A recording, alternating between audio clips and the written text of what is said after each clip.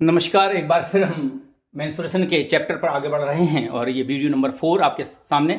पिछले वीडियो में मैंने चर्चा की थी आपसे ट्रायंगल, रेक्टेंगल और स्क्वायर के एरिया निकालने के बारे में। मैंने उसमें ये भी कहा था कि ट्रायंगल, अगर एक राइट एंगल ट्रायंगल है तो उसका फॉर्मूला बताया था हमने बतलाया था आपको कि अगर ट्रायंगल 3 साइडें हैं और तीनों ए, बी और सी हैं तो हम कैसे निकालेंगे।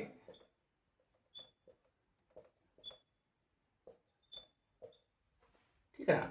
इसका हमने बतलाया था कि इन तीनों के एस निकालते हैं।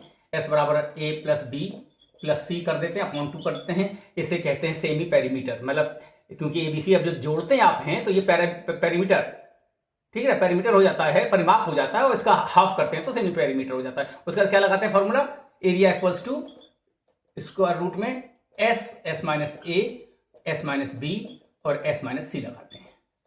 ठीक है, उसका अर्थ इसकी वैल्यू निकाल देते हैं। अब हम प्रश्न एक ले रहे हैं यहां पर कि अगर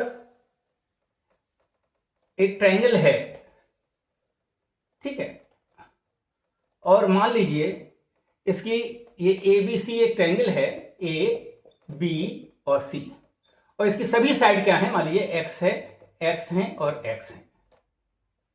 तीनों साइड यानी इक्वल है।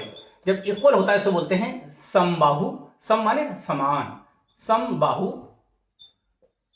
त्रिभुज या इक्विलैटरल ट्रायंगल ये बोलते हैं। अब इसके लिए आप देखें कि अगर यही फॉर्मूला हम अप्लाई कर दें, जो फॉर्मूला हमने बताया था कि S बराबर A plus B plus C upon 2, ठीक है ना, तो क्या हो जाएगा x प्लस x अपॉन 2 यानी 3x अपॉन 2, ये आ जाएगा सेमी। और हमारा एरिया क्या होगा, ये हम बात कर रहे हैं area of a equilateral triangle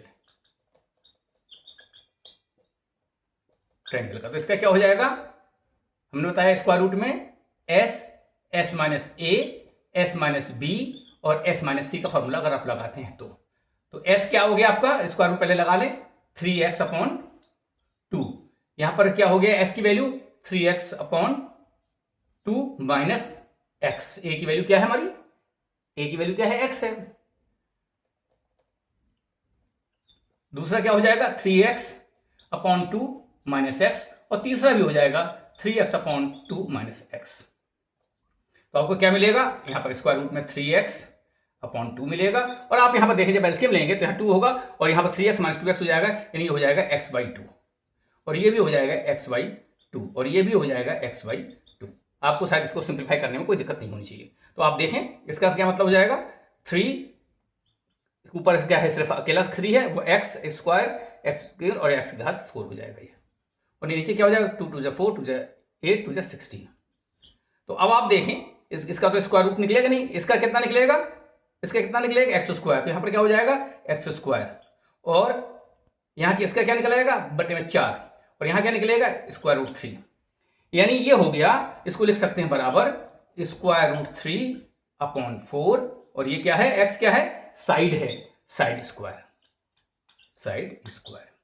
यानी आपको याद करना पड़ेगा कि ये याद होना चाहिए, बेसिक फार्मूला हो गया कि एरिया ऑफ इक्विलैटरल ट्रायंगल का मतलब है square root of 3 upon 4 into side square. यानी अगर किसी की वैल्यू 4 है मान लीजिए ट्रायंगल, तो इसका एरिया हो जाएगा, क्या हो जाएगा, √3/4 इंटू साइड स्क्वायर, यानी साइड का मतलब 4 का स्क्वायर।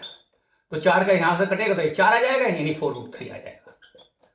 ठीक है, ये आपका कैलकुलेशन हुआ how to find out the area of a equilateral triangle. So this be the formula, basic formula, square root of 3/4 into side square। इसको अप्लाई करके आप निकाल सकते हैं।